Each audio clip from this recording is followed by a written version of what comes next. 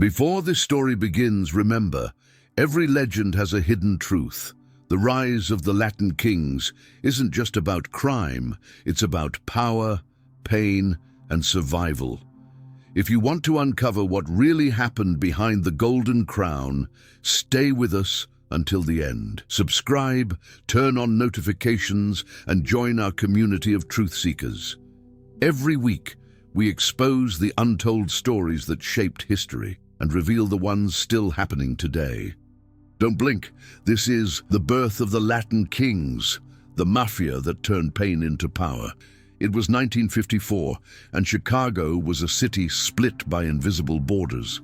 To the north, glittering towers and jazz clubs spoke of prosperity, while to the west, in neighborhoods like Humboldt Park and Wicker Park, poverty mixed with anger in every alleyway.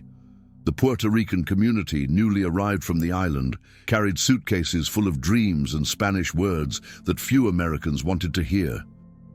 They came searching for opportunity, but what they found was rejection from landlords, from employers, from the police. Every day felt like a battle just to exist. In that forgotten part of the city, survival became an art form. Among the young men growing up there, frustration burned like fire. They were mocked for their accents, excluded from schools, beaten by police, and cornered by Irish and Polish gangs that already ruled the streets. Outnumbered and outcast, the Puerto Rican youth began to realize that unity was their only weapon. In the middle of this storm of discrimination, a movement began to form. Not yet a gang, not yet a crime family, but a gathering of young souls who refused to be invisible any longer. They called themselves the Latin Kings.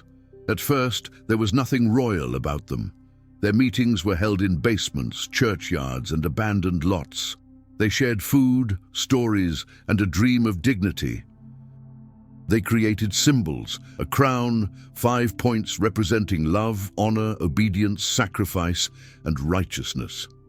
Their leader, known simply as King Papo, spoke of building a family that would protect its people when the system failed to. He preached unity in a world that offered none. The early Latin kings were street philosophers in torn jackets and worn-out shoes.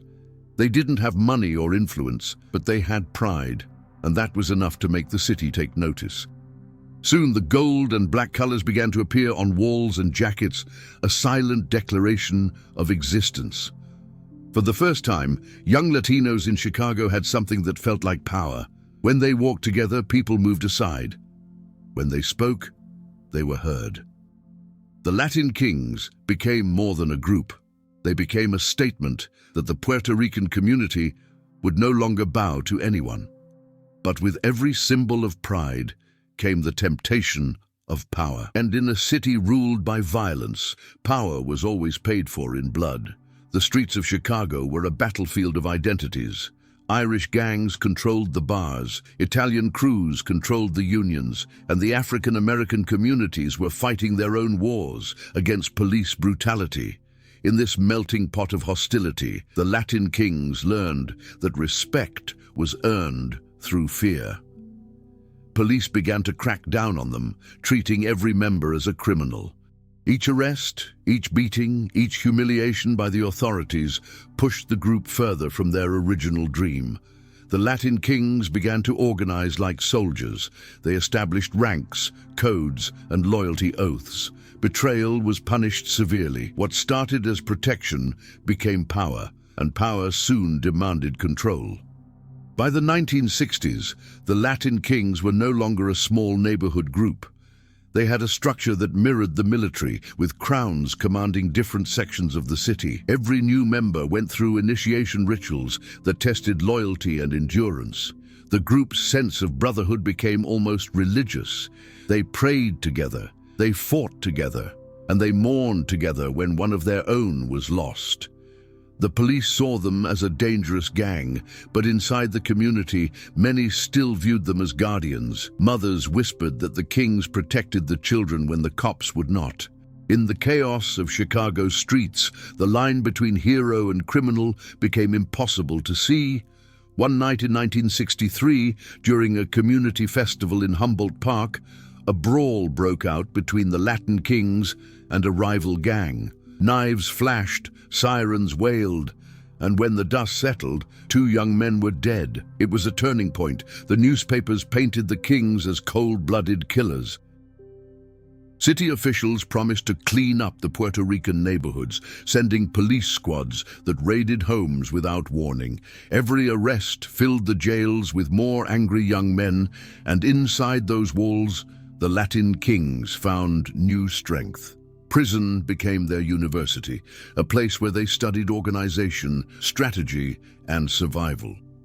Behind bars, their ideals hardened. The kings learned to communicate through coded letters and hand signs, transforming their brotherhood into a disciplined network. Outside, the streets grew darker. The city began to fear the golden crown painted on walls. To some, it meant rebellion. To others, it meant death. The Latin kings had become a mirror of the very oppression they once fought against. Yet for many young Latinos, joining was still the only way to belong, to be part of something greater than their loneliness. The streets didn't offer jobs or education, only gangs and survival. And in that equation, the Latin kings represented pride in a world that kept telling them they had none. The 1950s and 1960s carved the foundation of what would later become one of the most powerful and feared organizations in America. Their identity was built from the ashes of racism, their unity born from shared pain. Every crown worn by a member carried the weight of generations who refused to disappear. But as history would show, the same fire that gave them life would one day consume them. Chicago had witnessed the birth of the Latin kings, a brotherhood forged in pain, baptized in blood, and destined to walk the thin line between pride and terror. By the dawn of the 1960s, the Latin kings had become a name whispered in both fear and respect across Chicago's neighborhoods. What began as a promise of protection for Puerto Rican youth, a family forged in the fire of discrimination, was slowly mutating into something darker. The ideals of unity and dignity that had guided the founding generation began to bend under the weight of anger, poverty, and revenge. The streets demanded loyalty not to justice, but to survival. And in that brutal arithmetic of the ghetto, violence became the only language everyone understood. The transformation didn't happen overnight. It began with small wars, clashes over corners, insults traded between rival gangs, blood spilled on cracked sidewalks. Each act of retaliation fed the next, until violence became ritual. Young men who once carried the dream of equality now carried knives and guns, their hearts filled with rage instead of hope. For every funeral, another soldier was born. The Latin kings had stopped asking for respect, they were taking it. The golden crown, once a symbol of brotherhood, began to gleam with something far more dangerous, the reflection of power. Chicago's police and city hall could no longer ignore them. Raids became common, arrests frequent, and yet each crackdown seemed to strengthen the group rather than weaken it. Prison, ironically, served as a sanctuary, a place where leaders could strategize and build a new kind of order. Behind bars, the Latin kings adopted a structure that mimicked the MAFIA, ranks, oaths, and a rigid hierarchy with absolute loyalty to the nation. On the outside, these directives were enforced with military precision. The kings began to resemble less a street gang and more a disciplined syndicate, and with discipline came ambition. The streets of Chicago were no longer enough. The Latin kings sought to expand, not only in territory but in purpose. They began infiltrating schools, social clubs, even church gatherings. The same energy that once fueled marches for civil rights was now channeled into domination. Neighborhoods once united in the name of pride became divided by fear. Mothers who had once thanked the kings for protecting their children now kept their doors locked, whispering that the boys who wore gold and black were no longer saints, but soldiers of something uncontrollable. In the midst of this evolution, new leaders rose, charismatic, intelligent, ruthless. Some saw the potential of turning the Latin kings into a political force. Others saw only profit. Drug trafficking entered the equation like a poison. At first, it was a means to fund community projects, but greed has a way of changing intentions. Heroin and cocaine began to flow through the same streets that had once echoed with cries for dignity. Every deal, every ounce sold, tightened the gang's control, but also its dependency. Soon, the kings were fighting not just the police or rival gangs, but themselves. One of the earliest signs of this internal decay was the rise of factions within the organization. The younger members, hungry for status, questioned the older ones who still spoke of ideals.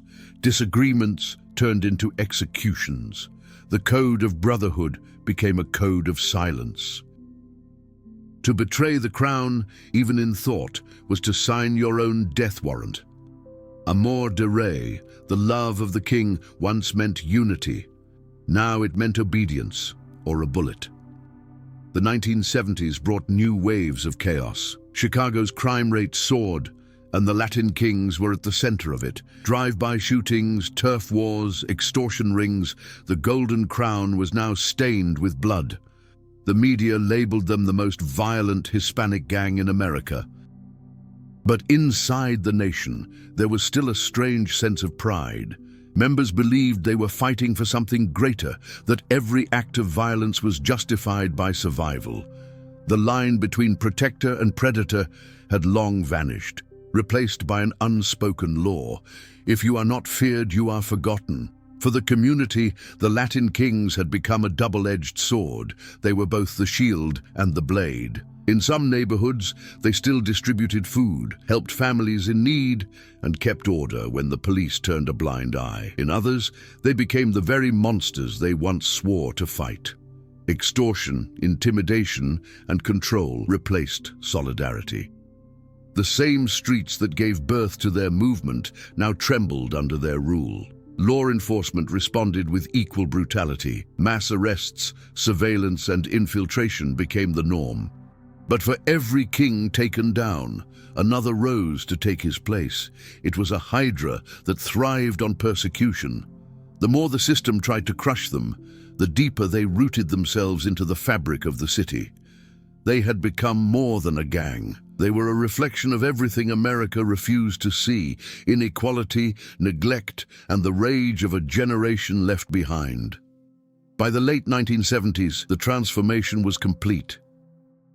The Latin kings had crossed the line from defenders to enforcers, from community leaders to underworld rulers. They no longer needed approval from anyone. Their rituals, their symbols, and their codes had become sacred. Even those who hated them had to admit the kings were organized, fearless, and unstoppable. Yet beneath that golden crown, the original dream had long been buried. What began as a cry for justice had become an empire of blood. The brotherhood was still there, but it had changed shape. It was no longer bound by compassion or equality, but by power, loyalty, and death. To wear the crown now meant to carry a burden of violence that could never be washed away. The Latin kings had turned pain into power, and power inevitably into blood. By the 1980s, the Latin kings were no longer confined to the streets of Chicago. What began as a brotherhood born from pain had now evolved into a vast underground empire, one that reached deep into prisons, cities, and even across state lines. To the outside world, they were just another gang, but inside, they called themselves the nation. To them, the streets were their territory, the prisons their universities, and the Golden Crown their religion. It all began behind the cold, grey walls of prison cells scattered across Illinois and New York. Many of the king's original leaders had been locked up in the waves of arrests that swept through Chicago during the 1970s. Authorities believed that isolating the leaders would weaken the gang. They couldn't have been more wrong. Inside prison, the Latin kings found their true structure. The hierarchy that had begun on the streets matured behind bars, refined by those who had nothing left to lose, but everything still to control. The prison system was a crucible. It forged men into legends. Among them rose one of the most influential figures in the history of the Latin kings, Luis Felipe, known as King Blood. He was serving time in New York's Collins Correctional Facility when he began to reshape the organization from within. Felipe understood something the authorities didn't, that prison was not confinement but communication.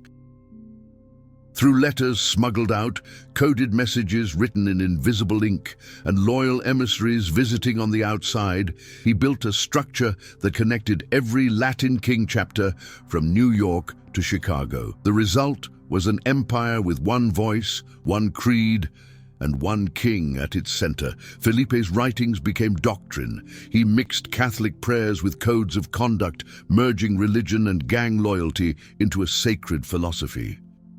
Members began referring to their meetings as misas, masses, and their gatherings as universities. The golden crown, once a street emblem, became a holy symbol.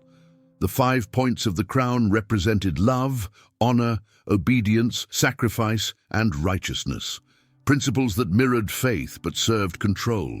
Those who defied them faced excommunication, or worse, death.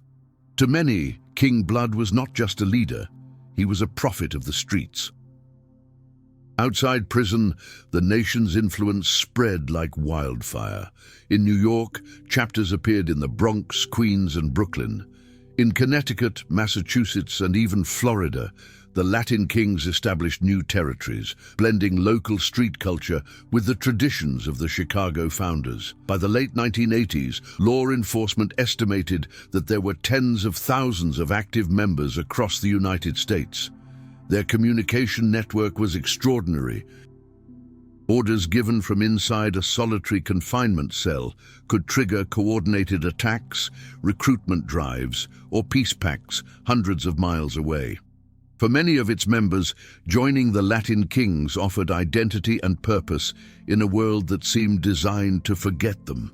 In the poorest neighborhoods, where schools were failing and police treated every young Latino as a suspect, the kings offered brotherhood, protection, and pride. The rituals were intoxicating, the chants, the oaths, the shared sense of belonging.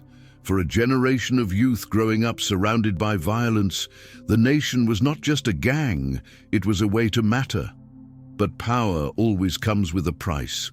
As the Latin kings expanded, so did the bloodshed. Territorial wars erupted between rival gangs like the Vice Lords, Gangster Disciples, and Crips. The drug trade became their financial engine, and with it came corruption and paranoia. Within the organization, factions began to emerge, those loyal to the spiritual code of King Blood and those who wanted only profit. Assassinations became common. Loyalty was questioned daily. Even behind bars, where Felipe's word was supposed to be law, whispers of rebellion spread. Meanwhile, law enforcement was beginning to adapt. The FBI launched Operation Crown, a long-term infiltration strategy designed to break the communication lines between prison and street. Undercover agents posed as new recruits, gathering intelligence on rituals, meetings, and smuggling routes. When the hammer finally fell in the mid-1990s, dozens of high-ranking members were arrested, including Felipe himself, who was sentenced to life in solitary confinement. Authorities believed they had decapitated the snake, but once again, the Latin kings proved that their roots were deeper than anyone imagined. Even without direct communication from their leader, the organization continued to function, fractured perhaps, but alive. The idea of the nation had become bigger than any one man. The prison cells that were meant to contain the kings had instead become temples of discipline and hierarchy. Each inmate who joined the ranks swore loyalty not just to a leader, but to a belief system that promised redemption through obedience and strength through unity. The Latin kings had become a culture, a shadow society with its own rules, language, and theology. By the end of the 1990s, the Golden Crown was shining from coast to coast. Music videos, graffiti, and street art carried its symbols. In the barrios of New York and the alleys of Chicago, children drew the five-pointed crown on notebooks, dreaming of respect. The Latin kings had transcended geography, and in doing so, they had also transcended fear. Their power was no longer measured by numbers alone, but by influence, by the myth of invincibility they projected. Yet beneath that myth, something darker was brewing. The prisons that had once been their stronghold were now turning into cages of betrayal. Informants, rival factions, and internal purges tore at the foundation of the nation. Some wanted reform, a return to the old ideals of community and respect. Others wanted total control of the drug routes and profits. The Golden Crown was cracking under the weight of its own ambition. The Latin kings had entered a new era, one where faith, fear, and power blended into something that neither the streets nor the state could fully understand. Inside the prison walls, their leaders still spoke of righteousness and brotherhood. Outside, the streets echoed with gunfire and the ghosts of those who had died for the crown. The nation had grown too large, too powerful, and too divided. And as the next decade approached, the Golden Kingdom would soon face its greatest test: how to survive its own success. By the turn of the millennium, the Latin kings had become a force that no one, not even law enforcement, could ignore. They weren't just a gang anymore, they were a kingdom without borders. From the crowded streets of Chicago to the Bronx, from the prisons of New York to the barrios of Miami, the Golden Crown gleamed as both a warning and a promise. For those who wore it, it meant family, loyalty, and survival. For everyone else, it meant fear. The nation had evolved into a complex organism, governed by a code that blended the mysticism of religion with the precision of organized crime. Every member knew the rituals, the pledges of allegiance under candlelight, the prayers whispered before missions, the golden crown drawn on walls as both mark and message. They spoke in codes, moved in silence, and enforced obedience with brutal efficiency. What had once been a movement for dignity now operated like a corporation of crime, with its own internal order and its own justice. In Chicago, entire neighborhoods lived under the shadow of the crown. Local businesses paid for protection, families kept quiet, and even rival gangs respected the king's boundaries. The police called them a syndicate, the people called them La Familia. They decided who could sell drugs, who could open stores, who could walk down certain streets after dark. Those who disobeyed disappeared. The streets had turned into a kingdom, and the kings, its rulers. The paradox of power was everywhere. Within the Latin king hierarchy, members spoke of amor de rey, love of the king, a motto that demanded absolute loyalty. They saw themselves as protectors of their people, soldiers in a war against a society that had abandoned them. Yet the methods they used mirrored the very oppression they claimed to fight. In some neighborhoods, they organized community events and fed hungry families. In others, they executed rivals in broad daylight to make a statement. The line between savior and monster blurred with every gunshot. The expansion into the drug trade gave the kings more wealth than ever before. Cocaine, heroin, and marijuana flowed through their networks like rivers of gold. With money came weapons, and with weapons came the illusion of invincibility. Younger members, eager for recognition, turned every corner into a battlefield. The murders grew more public, the messages more brutal. Execution videos circulated in the underground, coded messages of dominance sent to rivals and traitors alike. Fear became a currency, and the Latin kings were rich in it. Behind this empire, the structure was rigid and deeply hierarchical. Each city had its Inca, the local ruler, who answered to regional caciques and ultimately to the supreme crown. The system mimicked monarchies and ancient orders, with rituals inspired by religion, poetry, and military discipline. Members wrote letters of devotion to the nation as if it were a lover, a divine force that gave their suffering meaning. This spiritual language made the organization nearly impossible to destroy. It wasn't just a gang, it was a belief system. But even kingdoms have shadows. Within the Latin kings, paranoia and suspicion grew. Informants were everywhere. The FBI's undercover operations had penetrated deep into the heart of the organization. Wiretaps recorded secret meetings, and agents infiltrated chapters by pretending to be loyal recruits. Each revelation led to purges, executions, and disappearances. Members began killing their own brothers, convinced that betrayal lurked behind every handshake.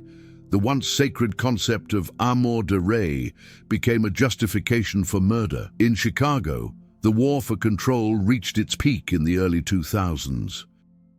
The police declared all-out war, raiding safe houses, seizing drugs, and arresting hundreds of members.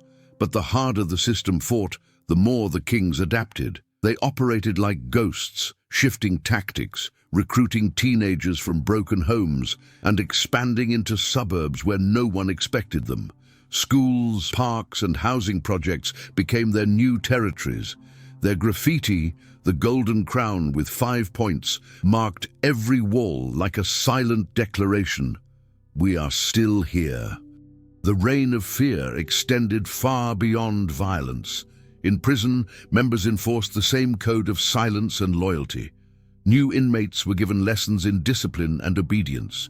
The older members acted as priests and teachers, indoctrinating recruits with the nation's history. They spoke of unity, strength, and divine purpose, but behind the words was a machinery of control. The kings had perfected something few other gangs had achieved, a blend of ideology and crime that made them nearly untouchable. To outsiders, it was madness. To those inside, it was sacred order. A member once wrote in a letter smuggled from prison, "The king is within you.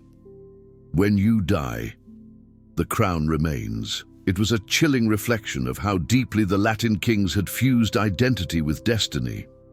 Leaving the gang wasn't just betrayal, it was spiritual death. Many who tried to leave found themselves hunted, their names scratched off the walls they once helped paint. In the neighborhoods they ruled, fear became routine.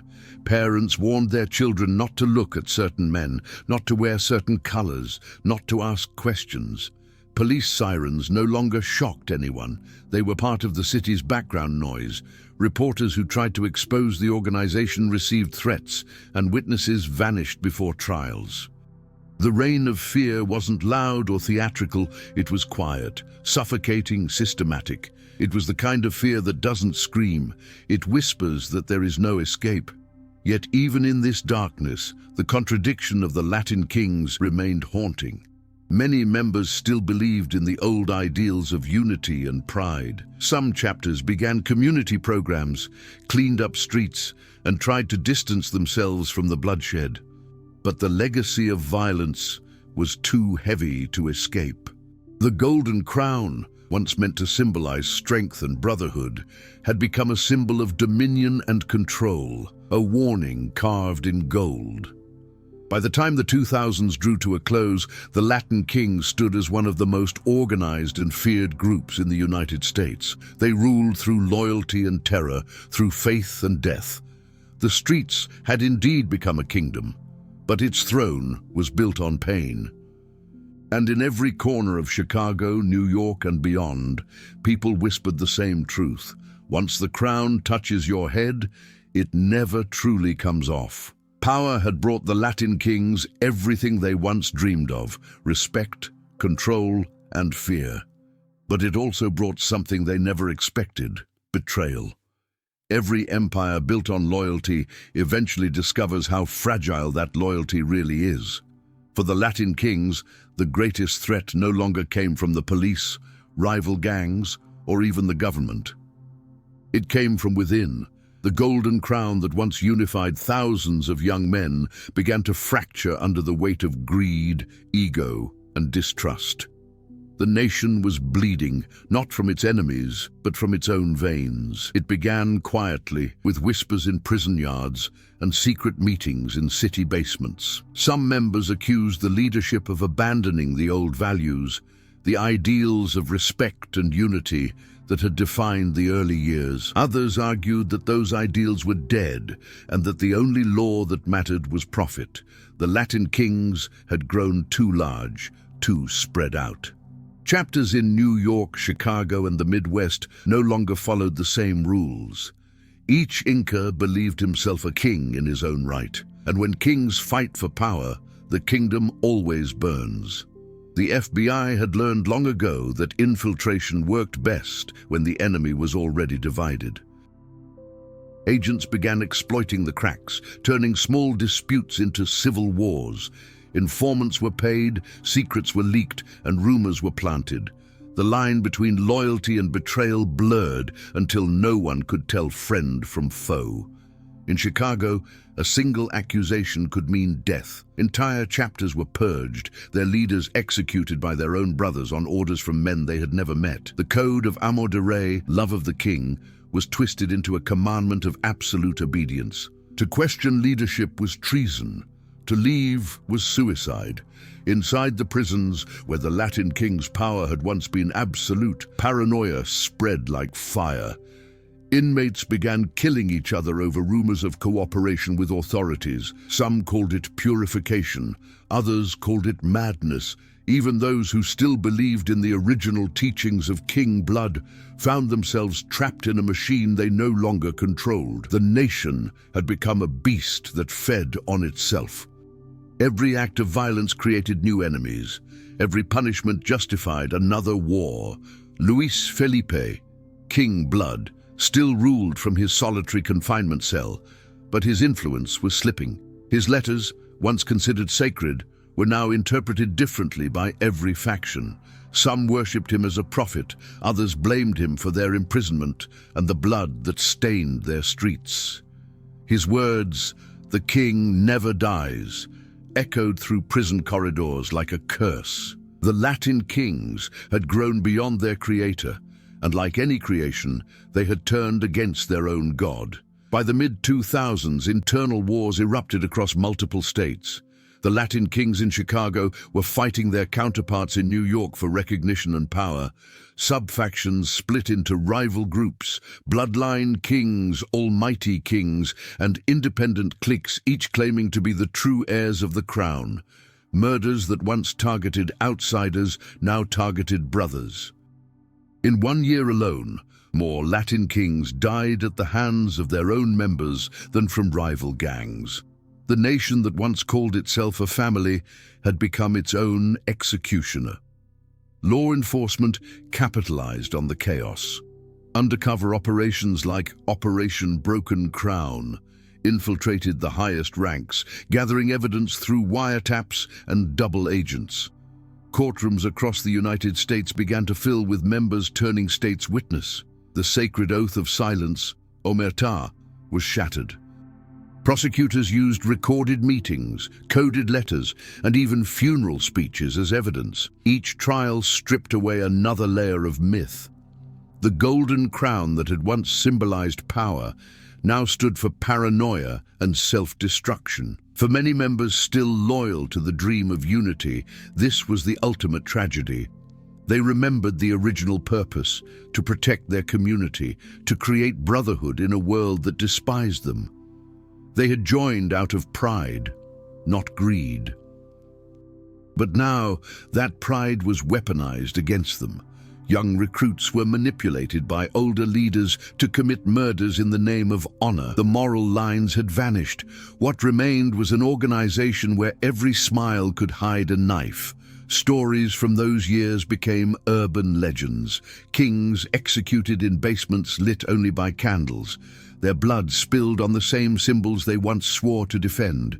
Leaders betrayed by lovers who were secretly informants. Members disappearing overnight. Their names erased from the roll calls of the nation. Chicago's West Side became a graveyard of loyalty. The streets whispered that the kings had become cursed, that their crown demanded blood. even if it was their own. And yet, for all the chaos, the Latin kings endured.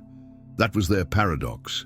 Destruction could not kill them, it only reshaped them. For every betrayal, a new generation rose to claim the golden crown, promising to restore the old ways, but repeating the same cycle of violence. The organization became a reflection of the city itself, resilient, divided, wounded, but alive. Some members began to speak of peace, of transforming the gang back into a movement of culture and respect. But peace had no place in a system that survived on fear. By the end of the 2010s, the Latin kings had become a fractured empire. Dozens of independent cells operating under one mythic name. In some cities, they tried to reinvent themselves as community activists. In others, they remained deep in the underworld, running drug routes and enforcing their code with iron fists. The bloodlines that once connected them had become battle lines. The nation had devoured itself, and yet, like a phoenix, it refused to die. The war within left scars that would never heal. Brothers killed brothers, ideals turned into ashes, and the dream of unity became a story told only in whispers. But for those still loyal to the Golden Crown, there was no other path. They believed that even through blood and betrayal, the king still lived, not as a man, but as an idea. The Latin kings had learned the hardest truth of all, that sometimes the enemy you fear most is the one who shares your crown. By the time the new century unfolded, the Latin kings had become something larger than any city, leader, or generation. They were no longer merely a gang born from Chicago's broken neighborhoods. They were a living symbol of rebellion, of identity, of the blurred line between resistance and ruin. The Golden Crown, drawn on walls from Brooklyn to Los Angeles, had become part of American mythology. It represented both the fight against oppression and the descent into violence. For those who wore it, it was a badge of pride. For those who feared it, it was a mark of danger. Either way, it was unforgettable. The nation had survived purges, betrayals, and the death of countless brothers. It had outlived its own founders and even outlasted the prisons meant to contain it. And yet, beneath all the violence and corruption, there remained a strange heartbeat of faith, the idea that the Latin kings were more than their crimes. In some neighborhoods, former members began to speak openly about redemption. They described the gang not just as a criminal organization, but as a distorted reflection of the system that created it. "We were the sons of a city that forgot us," one ex-member said in an interview. "When no one would protect us, we built our own nation." That nation, however, came at a cost. Decades of war had left thousands dead and thousands more in prison. Mothers who once whispered prayers for their sons now carried photographs of them behind bars. Schools became recruitment zones, prisons became headquarters, and the dream of unity gave way to the reality of survival. But even as the bloodshed continued, the Latin kings' culture, their codes, music, art, and rituals began to transcend the walls of crime. In the 2010s, murals of crowns appeared not just in gang-controlled areas, but in galleries, documentaries, and social movements. The same symbols that once struck fear into the public began to be reinterpreted as marks of resilience and identity. In Chicago, a few brave voices among the Latin kings started pushing for transformation. Former members, now community organizers, tried to separate the philosophy of amour de rey, love of the king, from the violence that had corrupted it. They argued that the crown could represent self-respect and empowerment, rather than control and fear. They spoke of reclaiming the language of the streets, teaching young people that the crown was never meant to enslave them, but to remind them of their worth. Some programs emerged inside prisons, where ex-kings ran rehabilitation workshops, using their history as a lesson instead of a weapon. For the first time, the story of the Latin kings began to shift from one of crime to one of conscience. Yet, transformation was not easy. For every man seeking redemption, Another clung to the old ways. The allure of power was hard to abandon, especially in cities still drowning in poverty and inequality.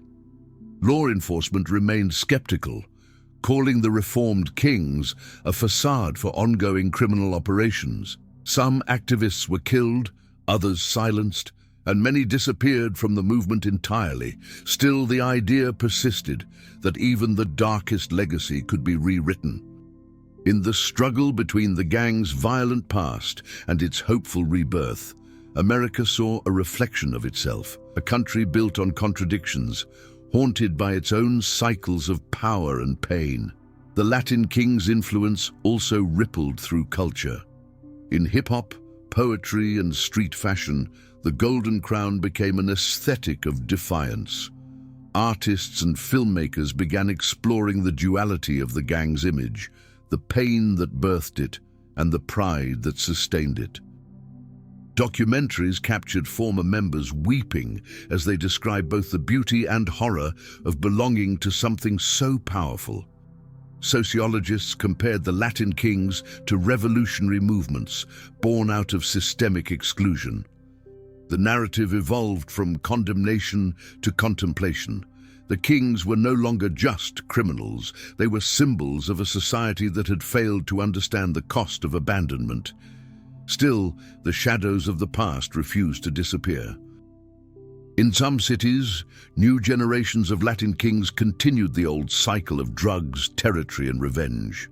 The mythology of power, of being feared, untouchable, royal, was too intoxicating to fade completely. For many young men with no fathers, no jobs, and no hope, the Golden Crown still offered belonging. The streets might change, but the hunger for identity never did. Every decade brought a new crown, a new promise, and a new generation ready to die for a cause they barely understood. And yet, among all the chaos, there was something undeniably human about the story of the Latin kings. They were born from suffering, from the wounds of racism, poverty, and exile. They rose to protect their people and fell into the same darkness they swore to fight. Their story was not only about crime, it was about the cost of invisibility. It was about what happens when a community has to build its own justice in a world that offers none. Whether through blood or redemption, the Latin kings became an enduring testament to survival. Today, their legacy remains split in two. On one side, the empire of violence that still controls neighborhoods, recruits the lost, and enforces its laws with fire. On the other, the legacy of transformation, of men who left the streets behind and now preach peace under the same crown that once demanded death. Some call it hypocrisy, others call it evolution. But either way, it is proof that the Latin king's story is far from over. The Golden Crown still shines, sometimes on graffiti walls, sometimes tattooed on arms, sometimes etched into the memories of entire generations. It reminds the world that power, once born from pain, never truly disappears. It simply changes shape, and somewhere, in a prison cell or a quiet street corner, a voice still whispers the words that have outlived decades of blood and fear. Amor de Rey, love of the king, love of survival, love of a people who refuse to